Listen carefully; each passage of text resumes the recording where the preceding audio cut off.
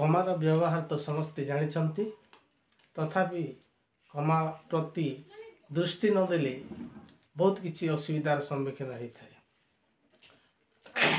कवि सम्राट उपेन्द्र भंजक वैदेश विलास रे गोटे पद अच्छी जहाँ बाबू नाक सिरी दान योग्य जोशा को बिहर कान न करी आलिंगन को। एथिरे आमे देखिबा एथिरे कमार व्यवहार जदि सठिक भाव रे न करिबा ताहेले तार अर्थ उल्टा हे जिवो। पदटी भल कर देखिनियो बाबू नाक सिरी दान योग्य जोशा को बिहर कान न करी आलिंगन को। जेते बेले रामचंद्र जाइथिले वनवास सीता सहित सेते बेले से पंचवटी रे रहउथिले।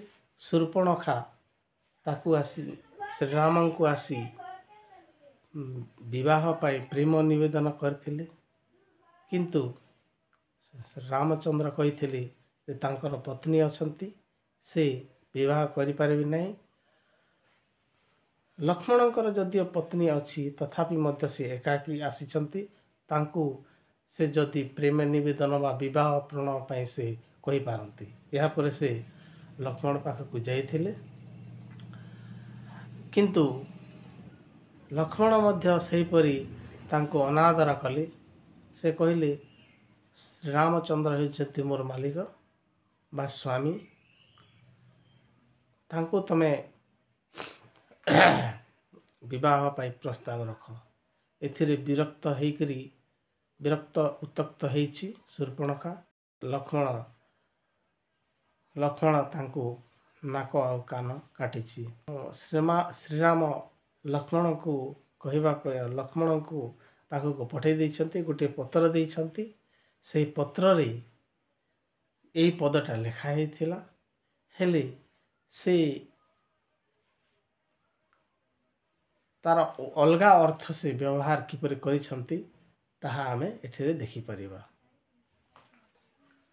पत्र रे जहा लिखा थिला ताहा आमे बुझिबा एवं शूर्पणखा बुझिबारे से कहूची बाब नाक सिरी दान योग्य जोशा को बिहर कानन न करी आलिंगन को। बाब नाक सिरी मनीषर बा स्त्री लोक हो कि पुरुषर सौंदर्य होइछि नाक।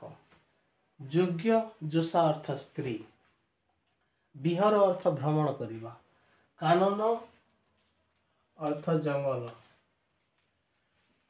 आलिंगन तो समस्ते जानी हेले एठी से लक्ष्मण जेते बेले यहाँ को पढ़ी तार अर्थ किपरि काढ़ी देखंतु। कमा जुग बाबू नाक सिरी दान योग्य जोशा को बिहर एठी बिहर अर्थ भ्रमण करिबा अर्थ रे से नै नांती।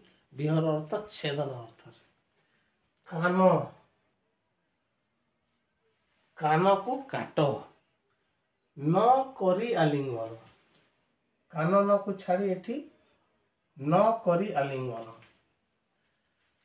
तार अलगा मीनिंग हे गला। से लक्ष्मण शूर्पणखार नाक और कान काटी देथिले। यार भितरे और अनेक अर्थ अच्छी। से कहीं की आखि को दृष्टिहीन कले नहीं, कहीं को से जीभ को काटिले नहीं, ता अनेक कथा अच्छी। हेले आमे खाली जानिबा कमार व्यवहार जो तार अर्थ अलगा होछि। आ गोटे अच्छी जेंती राम रावण को मारिथिले, सीता कहा कुमारी थिले। जदि कहा पाखरे आमे गोटे बिंदु देवा कुमारी थिले अर्थ झियो थिले बोली बुझा जाउछि। जदि बिंदु न देवा एठी बिंदु देवा कहा को मारी थिले हेले सेटा मध्य सीता तो कहा को मारी नांती हेले तार अलगा मीनिंग हे जाउछि। से कहा कुमारी थिले अर्थ जनक कुमारी, जनकर झियो थिले। आ गोटे हिंदी रो वाक्य बा पद जोटा मो जान नथिली एठी आमर इंग्लिश ट्रेनिंग होता भवानीपाटना पुलिस हाई स्कूल रे सेठी आमर जने सार रिसोर्स पर्सन डॉक्टर जीवी दास आसते सेठी बहुत किसी आलोचना होता से यही पदटा कही जिते बेले कृष्ण को माँ यशोदा कहते तुम्हें कौन दही बा लवणी खाइछ से कहते से जो पद कहते ताहा देख मैं नहीं माखन खायो एथिरे आमे जानी पारुछु जे कृष्ण यही पद कहते यशोदा बुझुछंती जे मु माखन खाई नहीं बा मु माखन खाई नहीं बोली से कहते किंतु एटी कमा आमे देबा कमार व्यवहार करवा तार अर्थ उल्टा हो जाउछि मैं नहीं माखन खायो यार अर्थ है मो माखन खाई नहीं एटा को जदि आमे एठी कमा देबा मैं नहीं अर्थ मु निजे ही माखन खायो मु निजे ही माखन खाइछि तो जानले एमती छोटिया छोटिया कमार व्यवहार नदेले किंतु तार अर्थटा चेंज हो जाउछि रही आज ये पुणी देखा हम परवर्ती वीडियो रे लाइक करंतु कमेंट करंतु एवं सब्सक्राइब करंतु।